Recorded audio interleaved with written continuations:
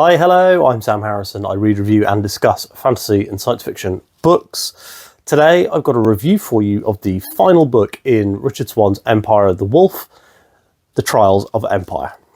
Now, this is a spoiler-free review. However, I am going to talk about plot elements from book 1 and book 2. So if you haven't read those two books, I would not watch this video. And I have to say, most of the time when I'm talking to you guys about spoiler-free book reviews and things like that, I do say do go back and read those books and blah, blah, blah. But you should read those books.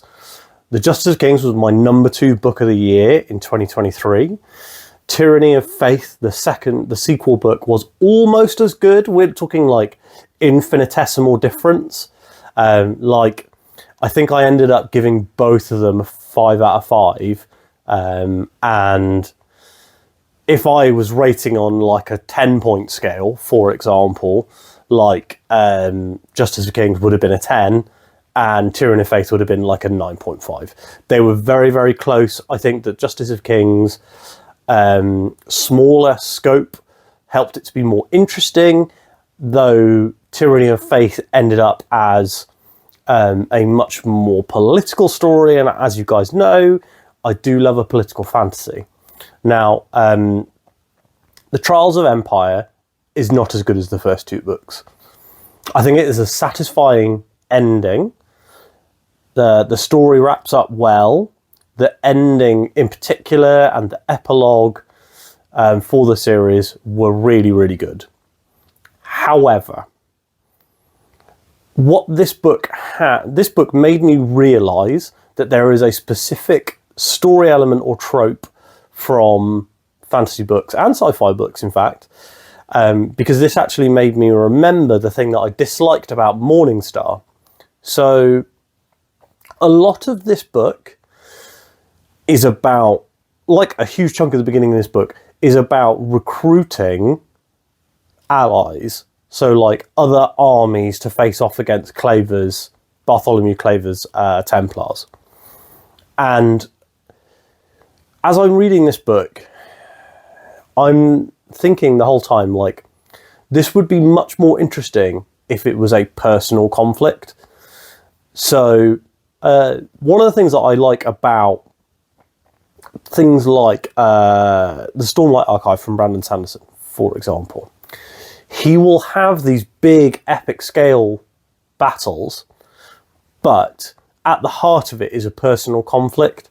So the duel between Khalid and Zeth, for example, was an incredibly cool battle sequence. And in fact, we do get a more personal level of conflict in Trials of Empire, which kind of makes me feel eventually we get to this kind of more personal level of conflict. But it made me feel like a lot of the time and the build-up was kind of wasted. We get introduced to, or reintroduced to, kind of on a grander scale, these 2 characters from previous books. And those characters end up being the heads of particular armies. So, you've got Lady Frost from the first book, and then the I can't remember what they're called now, but the wolf people, the wolf hybrid people. So, yeah, there's a lot going on in this book where I was I could have skipped this, to be honest. I still think that overall the trilogy is worth reading, and I think I'm going to do a spoiler-filled discussion of the whole trilogy at some point. I don't think I've lined up my thoughts well enough, and I'd probably go back and watch my 2 previous spoiler-free reviews to be able to have that proper discussion. Maybe I'll see if there's someone, so if there's any other booktubers watching this who have read all 3 books and you'd like to have a spoiler-filled chat, please get in touch. But so the problem with this book, and I wavered between giving this a 3 and a 4 star, and I think I ended up on a 4 simply because I really love the ending. It feels like a lot of this book is kind of that kind of army recruiting, and then like the politics stuff kind of goes away.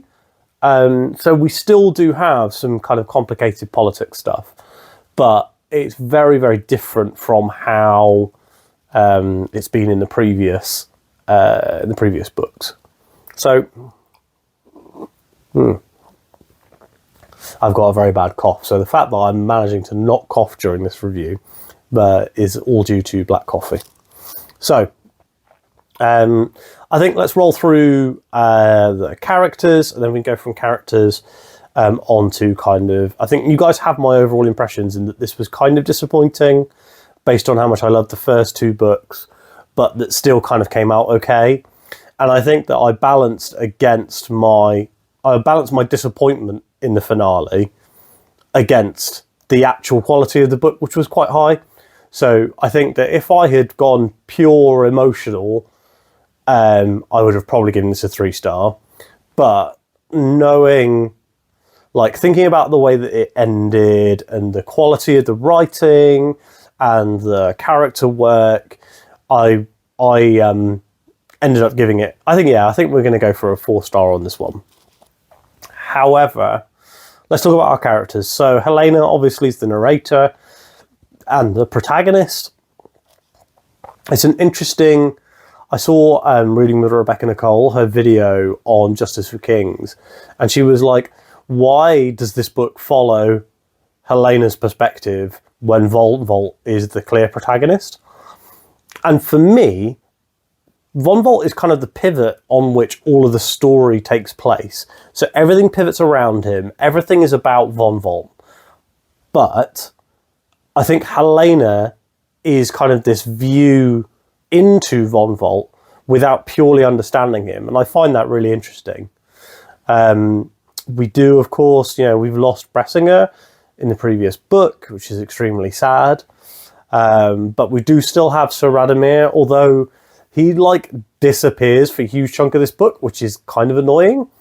And then we have Severina van Ostelen, who joins the crew. And I have to say, she has a few moments early on, but is quite a poor replacement for Bressinger. Von Volt, of course, is Von Volt. He's an excellent character. One of the big things that people talk about in fantasy is like, oh, we want morally grey characters or whatever. Well, Von Volt is like the morally grey character for me. Like, he's such an interesting character. I really like that, again, that we see him through Helena's eyes. I actually listened to this entire book via audiobook from Audible. Now, normally with books, I will swap back and forth. So I'll listen to about a third of the book via audio and the rest of it will be reading. But with this one, so I did have an arc for the book. However, I loved the audiobooks for the previous 2. I picked up the audiobook for this one. And the audiobook for this one is very, very good. I can't remember the name of the narrator now, and unfortunately my phone, which has the audiobook on, is recording this YouTube video. But she is excellent. I want to say Sophie something. She's absolutely excellent. I love the voices she does for like Von Volt and Claver and Sir Radomir. They're all excellent. I think her Sir Radomir voice is excellent. Sir Radomir kind of ends up being like the MVP character across all 3 books. He has the funniest line in book 1, and I think that kind of continues, that he's genuinely hilarious at all points. So the the interesting thing about all of these characters is, I think that like I say, they're all very well realised. They're all very well put together. I really enjoyed Helena particularly. I like that future. So the book, the kind of conceit of the book is that it's an account, a historical account being written by Helena in her like golden years. And I really like that conceit, and I like that idea, because what that gives us is her adult view of her young self. So she's only 20 in this book.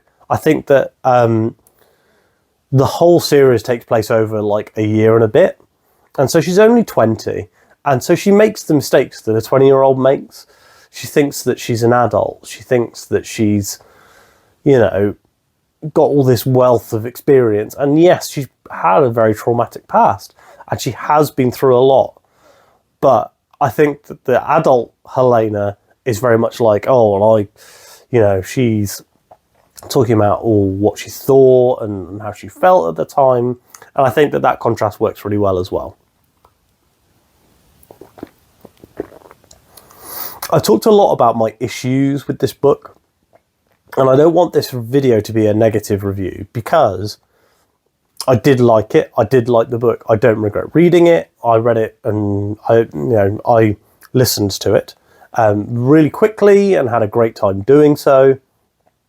I think the thing with this book is that because I was expecting this to be like the be all and end all, like I was expecting this to be like one of the best books I've read this quarter. And it's not I don't think it's the worst book I've read this quarter. Actually, honestly, I have read some fantastic books. Okay, so hopefully I'll have edited that cough that I've just done. So, yeah, it's such a difficult book to talk about, because it's not even difficult to talk about in a non-spoiler way, because I think that the plot and the elements of the plot as it wraps up are all done very well. I think that the focus kind of comes away from the characters a little bit in this one. I think that we kind of get a little bit less Von Volt than I would like, although we got less Von Volt in the last one as well, because he was sick the whole time. Yeah, I don't know. I honestly don't know what it was, but I definitely came away from this book with a feeling like that was good, just not as good as I'd hoped. And I think that's probably the headline for this book, not as good as I had hoped.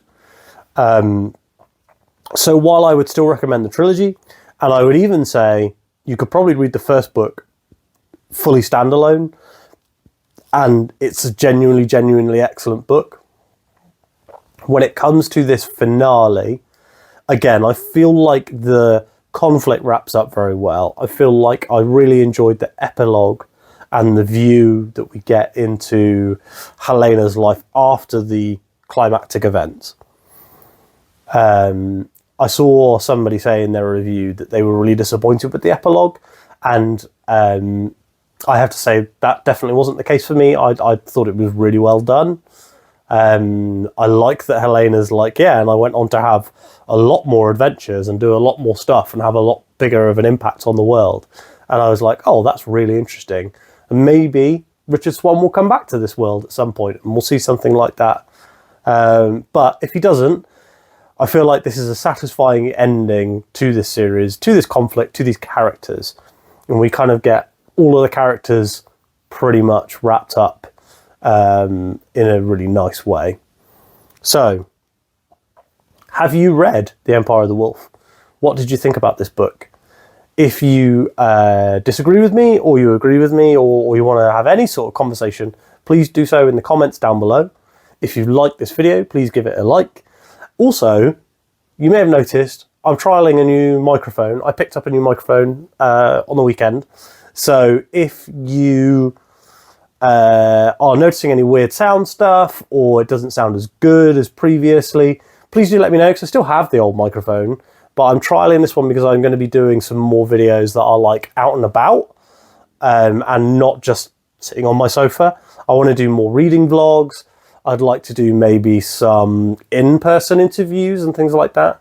So if if the microphone quality on this one is really good, then I will probably just replace the desktop microphone that I use for most videos and carry on just using this one, because it's actually quite much easier to set up as well. So if you like that, if you've got any comments about the microphone, I would love it if you drop them down in the comments below. Other than that, thanks so much for watching. Please do like, comment and subscribe, as I ask you to every single time. And I will speak to you tomorrow.